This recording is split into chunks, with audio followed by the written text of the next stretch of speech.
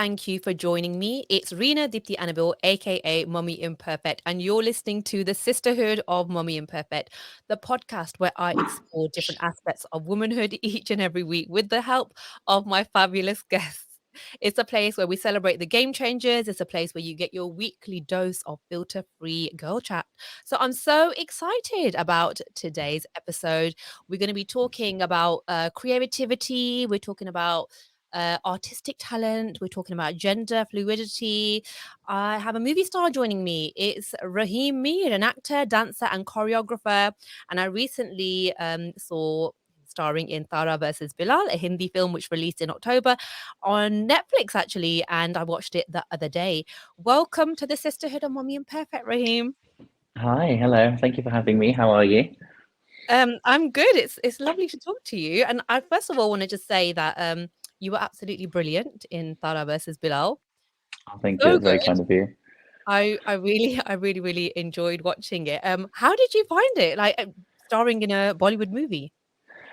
I'll be honest with you, it was a very interesting experience. It was something that I didn't really know what to expect from. Mm. Um, it was interesting to see the cultural differences that we were having and interesting to see how they work as a film, like sort of industry and titan, as it were, and how they handle themselves and how the hierarchy between people is very, very evident. But it was a learning experience for me. It was a great experience. The team were incredible, the cast were incredible. So it was really something that I connected quite well with, I think. Did you grow up watching Bollywood? I did, yeah, yeah, yeah. My uncle and my mother would like it would be in the house all the time. So like it was a big thing for me. I think that's one of the main reasons I actually became a dancer is because of Bollywood films. And so let's just talk about you being a dancer first, because I think I came across you in some kind of Instagram video or something like that, or was it the Vodka campaign? Don't worry. Probably uh, both.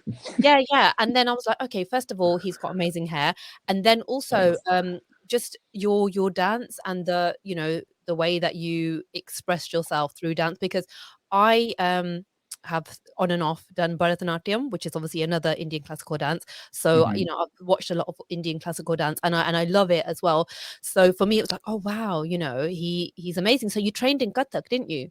Yes, I did. Yeah, yeah, for many, many years. Since I started when I was about 16 and then I stopped for a bit and then I got back into it in my again, in my sort of late teens and early 20s and sort of gave it a really, really good push. And now I'm just sort of in and out of with it at the moment. But yeah, I've been training for many years. So did you do a degree in this as well, in dance? I did, yeah, I did a master's actually in dance and performance in particular. And that was my second master's, and I trained also with some companies. So yeah, my God, I don't really talk about my master's degrees anymore. It's quite interesting for you to bring that up. But yeah, I studied it and I trained in it for years, and then I did an academic background in it. Yeah, Well, I mean, it's good to talk about it sometimes because that's a lot of work that you put into that. Do you know what I mean? That's like yeah, years of training. So shout about it now and again. I think it's yeah. Occasionally, occasionally. exactly, exactly. But then what about the acting though? Did you think, oh, eventually this is what I want to do to go into acting as an extension of my creativity? Well, I'd always sort of done it. It always sort of had been around, and it was always something for me to explore. Yeah, in my sort of later years, I think everybody just started to see me more and more as a dancer and as a mover and somebody that would choreograph sort of movement work, and I would sort of do dance theatre as opposed to theatre. Like as Yeah, opposed to like holding a script and reciting lines and being a character. Almost, it was more sort of dance based. So like I think it was always in me, and I think I just got the buzz. And when they had seen, I mean, the casting process was interesting in itself, but when they had seen me, they were like, no, like we were like, they were like, yeah, you need to be in this film. I was like, oh, okay, cool. But yeah, for me, sort of acting sort of goes hand in hand with dance anyway, because it's all about, like enveloping a new character and becoming the yeah, person that the piece demands, if it will. So I think it kind of goes hand in hand with one another, really. yeah. Because it's performing at the end of the day, isn't it? Like Yeah. because I always think, like I took part in this Bharatanatyam show after years, like after 20 years, and like I just felt, and you'll like correct me if I'm wrong, but then when that light goes on, like there's either like there's two types of people that will be like, no, you know what, no, no, no, no, no, I'm gonna freeze, I can't be in this light, or there's people that like, that's it, you're on, you come alive, right? Yeah, I have a bit of an out of body experience actually. I was explaining this to someone yesterday.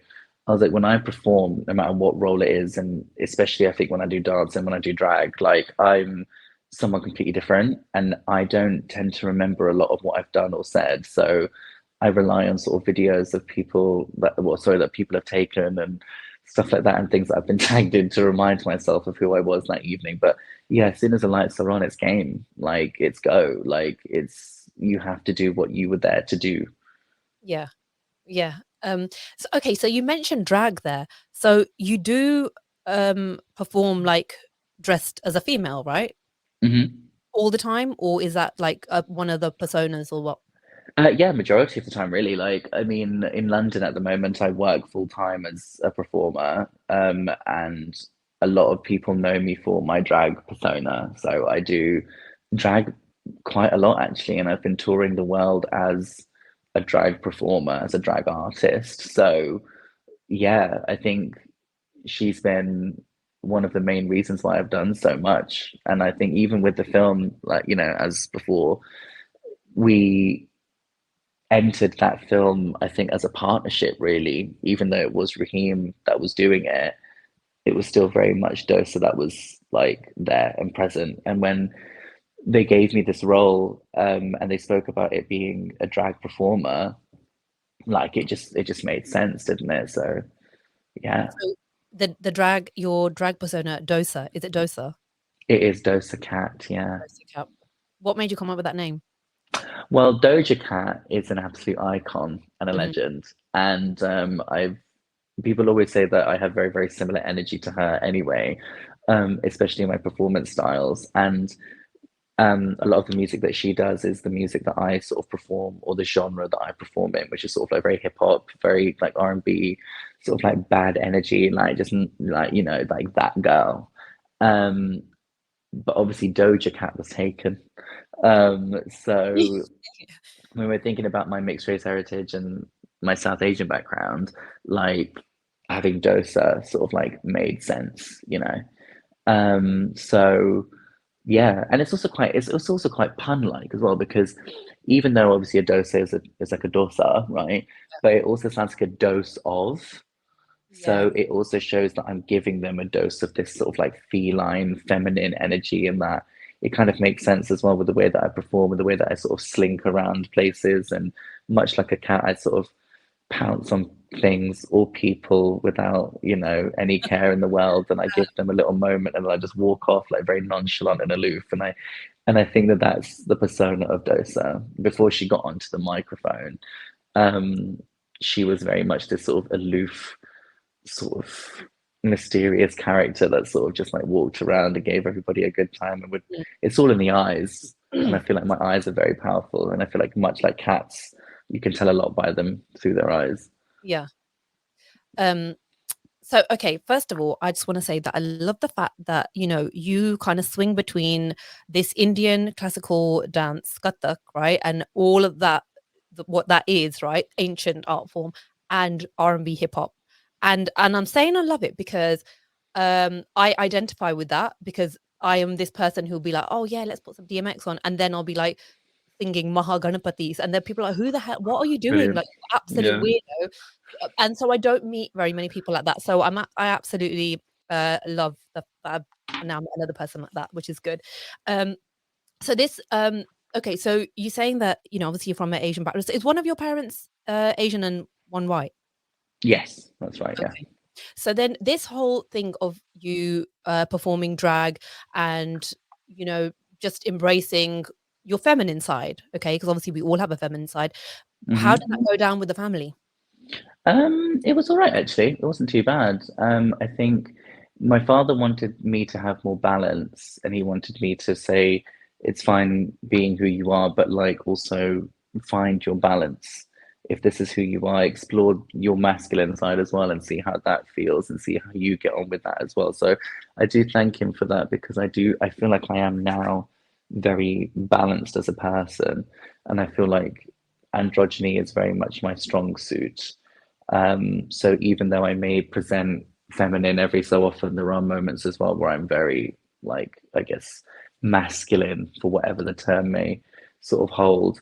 Um, but my family have been very, very accepting. I do feel very blessed. I do feel very welcomed.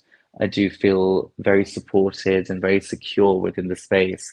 And I mean, I've had forever changing looks. So my family have always like sort of been with me and gone, yeah, okay, yes, no. And it's never been an issue of whether I look too feminine or look too masculine. For my immediate family, it was very much like, no, that haircut just doesn't suit you. Or no, those clothes just aren't right on you. It's not about it having a backing of a gender, if it will. It's mainly just because I looked awful and my family didn't want me to look awful. That was all it was. Um, yeah, but when it came to my family, it was all good. When it came to extended family and friends, it was and still is a bit tricky, but that's why they're extended, aren't they? They're not immediate. They're on the outskirts of the circle as opposed to within the inner. So it's not a problem. But is this your South Asian side we're talking about? Yeah. My English side didn't really have an issue, I don't think. I mean, also because I've not met many of them as I've sort of grown up. I've met a lot of them as a younger child, but not really met them as Raheem now. Um, so I think that's quite an interesting um, story within itself, really. But I think it also just shows the cultural differences, doesn't it? About like how inner and how constant and how apparent and how present your cousin's aunt's mother's cousin is. And everyone goes, oh yeah, no, yeah, she's just my cousin. Do you know what I mean? Like, how many cousins do we have? We've got Yeah. so many cousins, so many aunties, and so many uncles, and everyone knows everyone who knows everyone. So, in that respect, yes, they know a lot more about me, or they've seen more about me than my English side have. Yeah. Um, which is fine, doesn't really bother me because I look great. So I'm not really like fussed at all who's talking about me because I know that they are. I know that people are talking about me. I know that people are saying things behind my back and behind my family's back, but we were never a family to care because we're too strong to be bothered, Yeah. you know? So if anyone was to say anything and we heard, we would just turn around and go, did you say this? Yes or no? Like we would take it straight to the source. Straight up. Yeah. Because Um, that is actually quite unusual. Like that, that throws people when you're in an Asian mm, family, right? Because no one really does that. It's all kind of like behind the scenes. Everyone talks to everybody else, but not to the person that they should be talking to. yeah. Exactly. Exactly that. So yeah, it was never an issue to answer your question with my family at all. They just wanted me to be happy and they just wanted me to be safe. Above all, they just wanted me to be safe. So they were like, Raheem can be whoever he wants to be or however he wants to identify. He can do what he needs to do. He just needs to be safe. He needs to have his wits about him. He needs to have his knowledge about him. He needs to have common sense. He needs to know situations and environments and he needs to know how to acclimatize to things that are around him, and that's what I learned to do. Mm. So yeah, it was very easy. In terms of like how you identify, like do you define yourself, I am gay, I'm this, or I don't want to say like how do you define yourself? In terms of my gender, I always say that I am he, him. In terms of my pronouns, although I mean when I'm in drag, I'm she, her. But I feel very like fluid in my being. I have my masculine days, I have my feminine days, I have days where you know I have groups of friends where we all refer to each other as she and her, but that's just what we do as friends. Um, and then I have days where I am somebody's son, which I am. I am my mother and father's son, and that's how I identify. So, yeah, I guess if we were to put it to that, that's how I identify. I have my moments, like I say, of I had my moments of gender dysphoria growing up, and how I viewed myself and how society was viewing me. Therefore, how should I view myself? So society were telling me a certain type of way, and I was like, well, maybe I should be listening to them. Am I this person? Do I need to become a woman in order to be accepted for the way that I am in order to find love, in order to do so many things, and so on and so forth. So I've had those moments as well, but now I'm very comfortable in saying that yes, my pronouns I use a he, him. I use she, her when I'm in drag, occasionally out of drag, depending on who I'm with, and I'm just all around just an entity. Mm, Like I'm really like I'm just ethereal, Rena. That's what I am, and I love just that. feel above and beyond. Like I really do. Um, I just have moments where I look at myself in the mirror and I go, "Yeah, you are As we that as you girl." as you should, yeah. Absolutely. As more of you Sex, should. You know how many people don't do yeah. that? There's People really need to get involved. yeah, Like, yeah, people always say to me like, "Oh, stop looking at yourself in the mirror, stop doing this and that and the other." And I go, "No, but I look good." Like I'm praising myself. Like we but need the to I praise yeah, ourselves. and we're allowed to do that, right? The fact that, you do that, we're allowed to, because I think some people feel that they have to also when they talk to people, "Oh, yeah, but I just look really bad, don't I?" Or, "Oh, yeah, my bags and all this and my bags under my eyes." It's like, you're fine. You know, this thing of, like, you don't have to say constant But bad things about also, but also sometimes you do have bags under your eyes. Do you know what I mean? Sometimes you do look bad. I'm not gonna lie. I've had friends in front of me that have looked awful, and they go, "God, I look awful," and I go, "Yeah, you do, but we just need to change this, and this, and you'll be fine."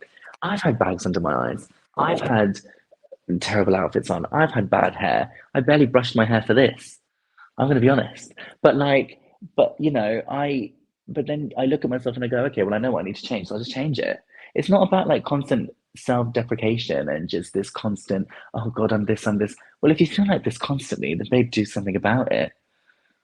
Because I don't want to hear about it anymore, and neither does anybody else, you know? And that's what I said about myself. I was like, I'm not going to keep on going, oh, my legs, or oh, my knee, or oh, my hair looks awful, or I've got really bad eyebrows, or anything like that. It wasn't for me. I was like, if I don't like something about it, I'm going to change it. Yeah. I mean, obviously, well, I think that that whole thing of, "I don't like something about it, I'm gonna change it," um, I mean, we're getting slightly off subject now, but it just kind Yeah, of, reminded me of, like, how, like, Madonna, like, in the press over the last couple of yeah, days, people are like, "Oh my god, look at her, what's she doing to herself? Look at her face, she looks like this." She obviously saw something, she didn't like it, and she's gotten to this point where she is now, yeah. and then now people are, I know, and it's because it's a weird one, isn't it? It's like, how many things how far are you gonna go with this whole, "I don't like this, I'm gonna come Well, I transform think myself." I think I think that's when your friends come in, don't they? I Like 100%, yeah. I mean, yeah, like we are going slightly off topic, but I mean, just a quick thing is like I've always been a bit. Well, I was quite subconscious about my nose, self-conscious, sorry, about my nose, and I was like, I'm gonna get a nose job. I'm gonna get a nose job. I'm gonna do it. I'm gonna get a nose job. Like I can't have this nose anymore. I need a nose job. Um, and then I grew into my nose, and I was like, I could still go for a consultation, but it wasn't until afterwards people were like, do not get a nose job. Like your nose is so defining. Like do not get one. And I was like, oh, okay. And then I just went cool, and then I grew to love it, and I think it's a great feature now, And it's those things like that where you just sometimes you just need a friend to Yeah, go, you hey, that's enough. Like you're good. yeah, It's yeah. absolutely fine. Yeah, Like, I always say to my friends, like, "If I ever choose to get Botox, you're gonna be the ones who are like, 'Do you know what? Bhaskar now. Don't you do another thing, that is enough.'" So yeah. exactly. But Anyway, carry on. one of your first, lines in the film was something about bags under the eyes. I just loved it, like, it was just a very strong it was a very strong kind of, That was all introduction to you. improvised as well. Yeah, it was all Really? improvised. That wasn't on script. That was me being me. Was That it? was- yeah. Oh my gosh, that's so good. Um, I mean, like, spoiler alert, like, people who haven't seen the film, you may wanna then come back to this, right? But, this film, right, okay, the love story and polar opposites coming together is something that's been done, a lot, and it always will be because people wanna see it.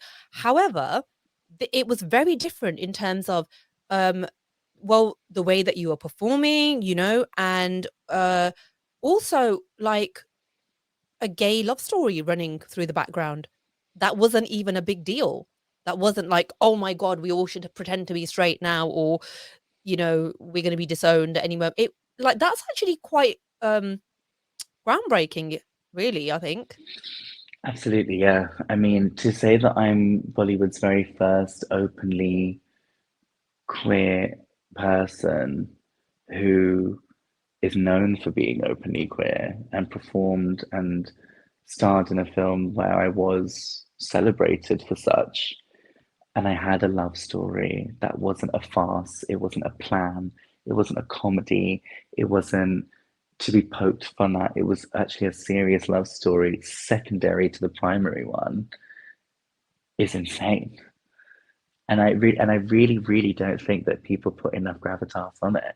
No, I don't. I don't think people have truly understood just how much ground has been covered there and for how many people.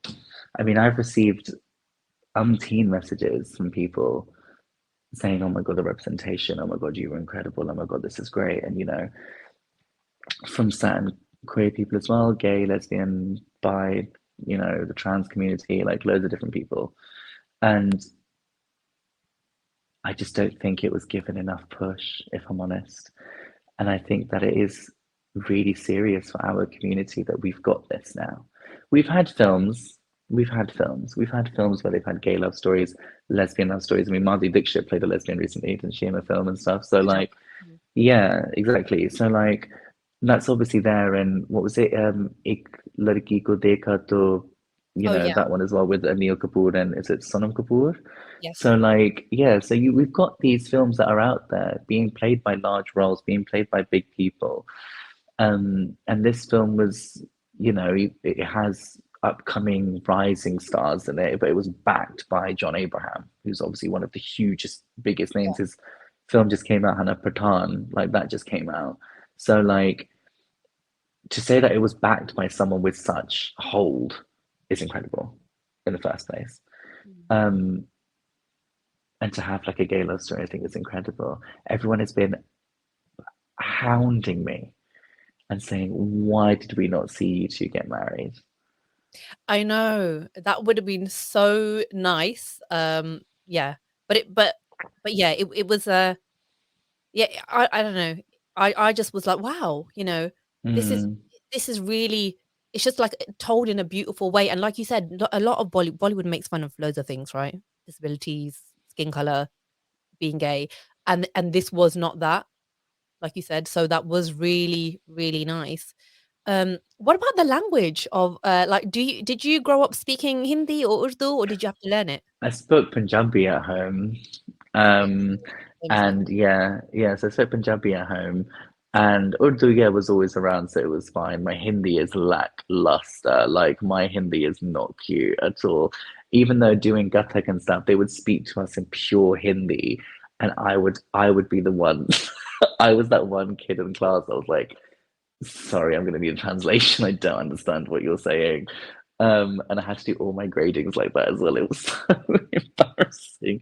They're like, you've done it all these years and you don't know what this means. And I go, no, I don't, because we don't get taught grammar. We don't get taught these words. Um, and everything that I look at, I go, oh, okay, it's this. Or, oh, okay, it's this. So for me, it's just sort of like very easy to translate everything that I can into Punjabi because that's what I did. But Yeah. I did work with a Hindi dialect coach because all of my Hindi that I spoke apparently had sounded too Punjabi in the film. And then what did they do? They stuck me in a room full of Punjabi speakers. So I was like, this is great. Thank you for that. Because my character was Gujarati Hindi speaking. So I needed to sound Gujarati as opposed to Punjabi. So yeah, it wasn't too bad actually. I mean, I was able to communicate with everyone on set and I was able to speak with everyone and stuff and everybody occasionally when I tried to speak Hindi and tried to be the polite Hindi speaker that, everybody else was, my Punjabi would just come out because, if you don't know a word, you only know a word in a certain Yeah. language, then you would say it in that, wouldn't you? So when everyone's like sort of saying, हाँ जी हमने चावल बनाया है सबके लिए, I'm just like chol hage na. Like I'm just Yeah. like I don't know what else. Do you know what I mean? Because it just comes out. So yeah, it's just one of those things, really. But it was easy. The language for me wasn't an issue. 'Cause, like, people say, "Oh, Punjabi and Hindi, they're so similar, so if you can speak one, you can speak the" I don't really think so, like, No, I don't so think they are at Punjabi is all. quite like, the tone of it is also quite different, and the accent, it does come out in the Hindi, like, even like because we go to Delhi a lot, there's a lot of Punjabis there, and their Hindi is quite Punjabified as well. It's different Yeah, to people in Mumbai. So yeah, definitely. But you know, you did well because I don't know what the hell I would have done if I was in a in a movie I had to speak Hindi. I don't know. No, you did well. yeah. What Thank was you. Thank you. what was the most challenging part of starring in that movie? Good question. What was the most challenging part? Hmm. I guess of being, in a part of this big movie. Yeah, I think like everything on camera I wasn't really challenged by. I mean, that sounds really pretentious. I didn't mean it like that. What I meant is it was challenging in an aspect of having to portray this character and me personally not realizing the weight of what I was doing. So that for me already, I was like, oh God, I'm gonna receive so much hate. I'm gonna like, because in my head I was like, people are just gonna attack me. And I was like, I'm gonna walk down the street in like Wembley or Southall, and people will be like, "Oh, Johnny, oh, Joe Cantasi," da, da, da," and like, do you know what I mean? Like hurling, like I don't know, or like what at me, going, like, do you know what I mean? So I don't know. So I was like, "Oh God, what if that happens?" But that didn't. And but off camera, I think for me actually was understanding the cultural divide because I'm very, even though I'm very Asian and I have very Asian like qualities, I'm also very English. So then when I don't get something or I don't understand something, and because I'm so outspoken as it is, I just open my mouth. Everyone called everybody sir. So, for example, Summer, who was the director, everyone called him Summer Sir.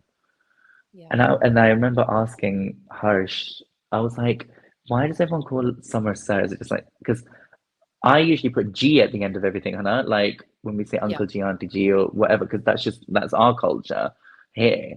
I would never call someone like Rena ma'am. Like that was a thing. So Okay. then I was like, okay, maybe I should start doing that. But then they were like, oh no, no, it's fine. You were brought up here, you're British, you're fine. You don't have to do that. And I was like, what the hell does that mean? So there was obviously a divide between us, just in terms of that. It wasn't like a massive like split because everyone was so lovely and I learned so much culturally. Um, Me being called sir was very interesting. And I remember telling them, I was like, please don't call me sir. I was like, that's not right. They were like, Raheem sir? Apple sir? And I was like, oh, that was the thing. Whoa. So they have dadas for everything, right? So they have like spot dada or like cook dada or like who's it Does that like mean brother? Does that mean brother or yeah, something? like yeah, I think it's like a Bengali thing, Hannah. But Yeah. like but yeah, but it was like if you needed something, like for example, oh my God, the first time this happened to me, like, it blew my mind. I was on set and we were filming the very first scene, which is the scene that follows me everywhere. It's a douche scene. And that was my very first scene, right? Where I'm like, we're doing La Dubatta.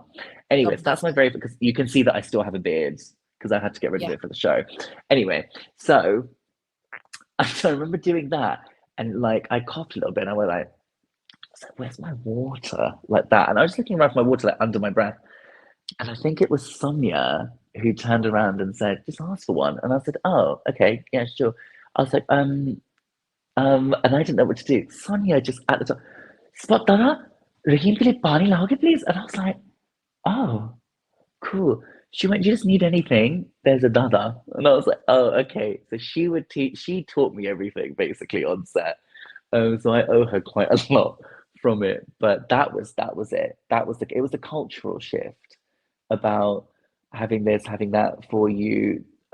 "नहीं नहीं मैं कर लूंगा," like all the time. And I was like, oh, I'll just go put my plate away. "नहीं नहीं नहीं sir, I'm good." And I was like, okay. I was like, I can just, Mm. it's only over there. Like, do you know what I mean? And I think that that comes from actors and actresses being treated and being given this platform of like essentially these gods, and Yeah. that's who run the world. You know, people are touching people's feet, people are doing things like It's, girl, not me. Could never be me. Could never be me. Like if I've got a plate, I'll just put it away.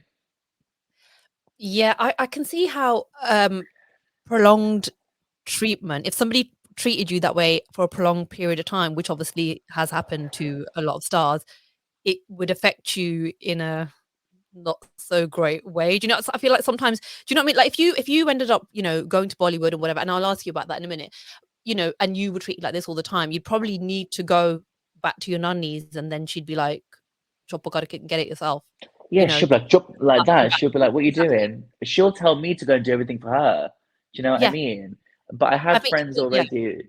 Yeah, sorry, just to quickly say, I've actually got friends already that I've already said to them, because I've started working so much in like touring worlds and like film and TV now, and I have cars that pick me up and I do this and that. I was like, honey, I've manifested this life for myself. I said, let me sit at 7 o'clock in the morning in a big old Mercedes and go to set. I was like, I'm living it. It's lovely. Um, but then they all look at me and they go, but do you remember when you looked like this? And I go, oh God. And they go, and Raheem's back. Thank you all so much. Now let's all carry on, shall we? So I've got my friends that are already humbling yeah. me every single time I talk about something. They go, yeah, but do you remember when you couldn't do your eyeliner? And I go, oh, my heart, every single bit of me just broke then. Do you know what I mean? So yeah, it is very that, very, very that. You do become accustomed to the lifestyle. It's scary. It's scary. I mean, think about it in any way, right? Think about it in this sort of sense. You get picked up every morning, you get brought to set, to a trailer or to whatever. There's already an apple, two apples that have been cut up in a bowl, right? You've got your oranges in another bowl, you've got your bunny, you've got your peppermint tea, like it's all there waiting for you. It sounds lovely. You wouldn't say no. Exactly. You wouldn't say no. So like for me, I was like, okay, this is lovely, but also I kind of just want to go back home and just eat with my hands, and just like kind of just not be in this environment anymore. It's Yeah. way too overwhelming sometimes. But I will be honest with you, I love a car. I'm just gonna say it. I don't care who knows. I love transport. I love the idea of having a driver. I really do. That was the one thing that I took from this experience was, oh, I've got a driver. I was like, this is lovely.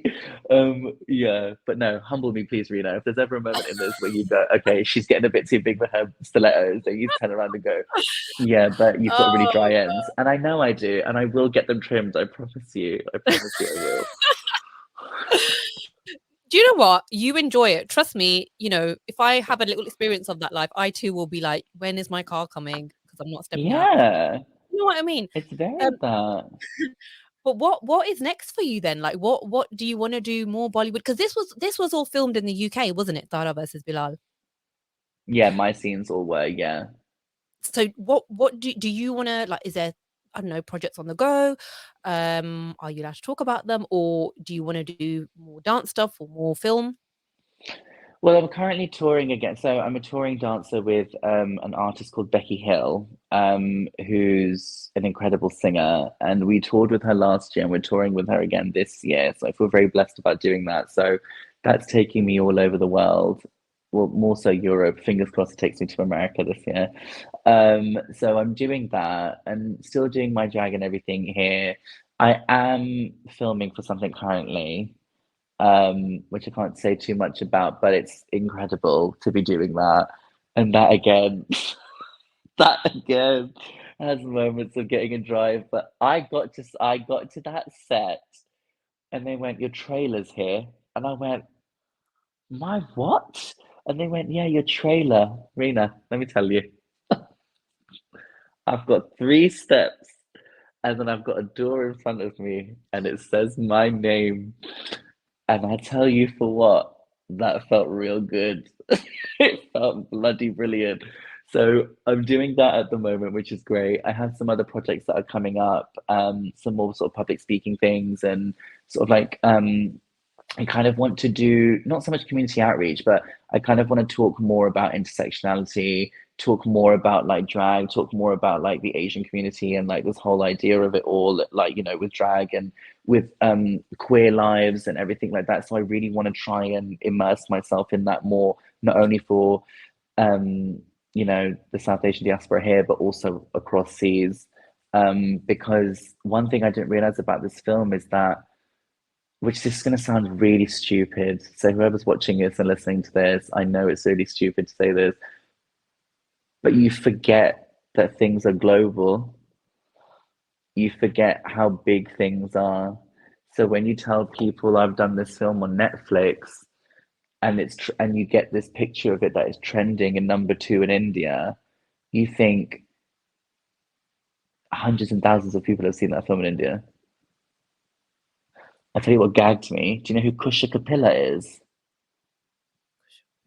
No, Do you I've know heard that name. do you know that she's a comedian? She did the South Delhi Girls, Right. those videos that went viral about, and she goes, Coco Bhaiya, yeah, give me a yela. Like she does that anyway. I think she's an absolute icon.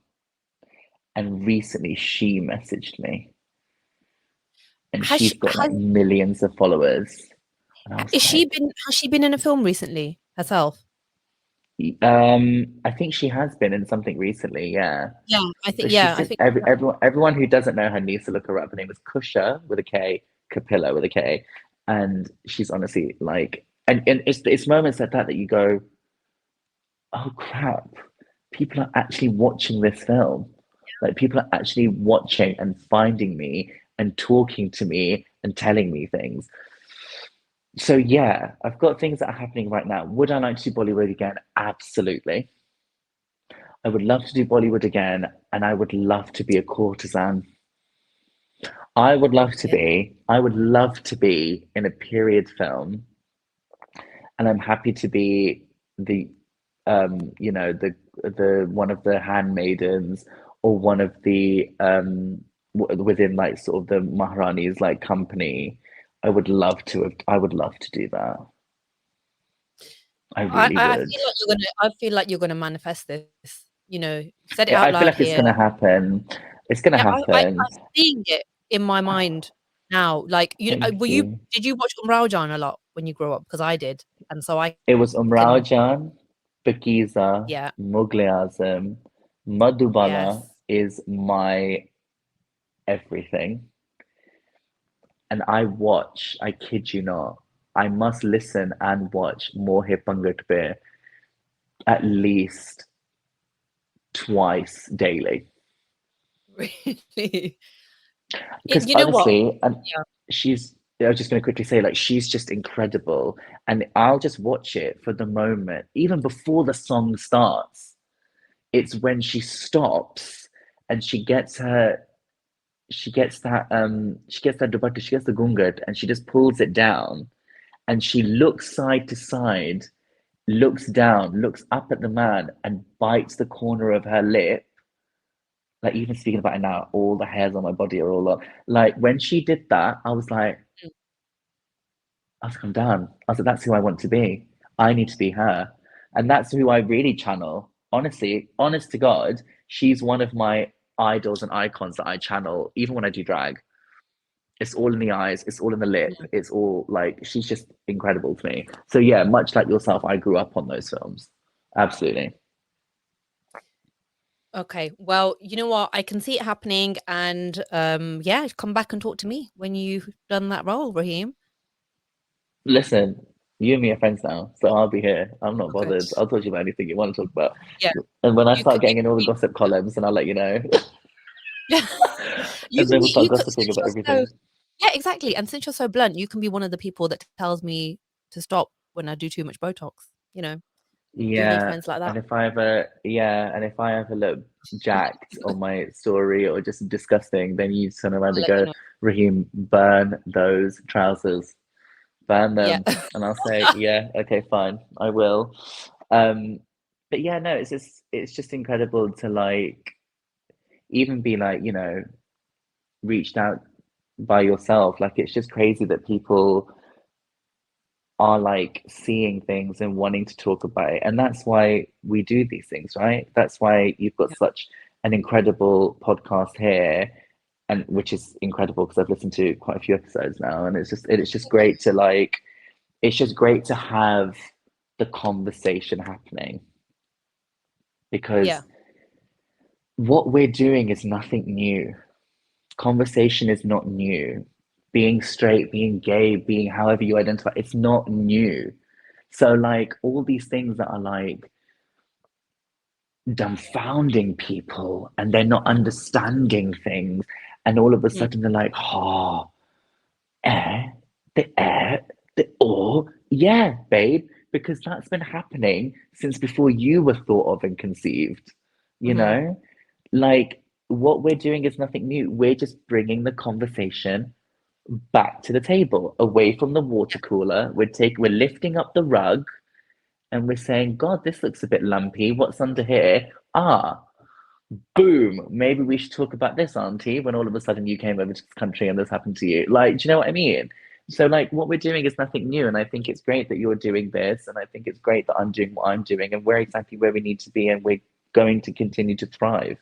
And I think that that's the most beautiful thing. And as long as we're there for one another and looking great whilst we do it, no one can say anything to us.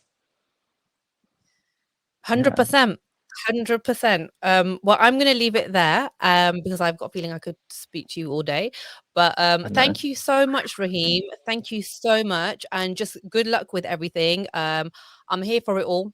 I'm here for it all. Thank And you. thank you for listening as well. If you haven't, do watch Tara Vs Bilal on Netflix. Make sure you're following at Sisterhood of Mummy Imperfect on Instagram for exclusive clips and updates. And, what's your Instagram handle, Raheem? It's at that Dosa Cat. So it's spelled Dosacat, and that Dosa Cat on Instagram and everything else, I think now, all of a sudden. So that's fun. So yeah.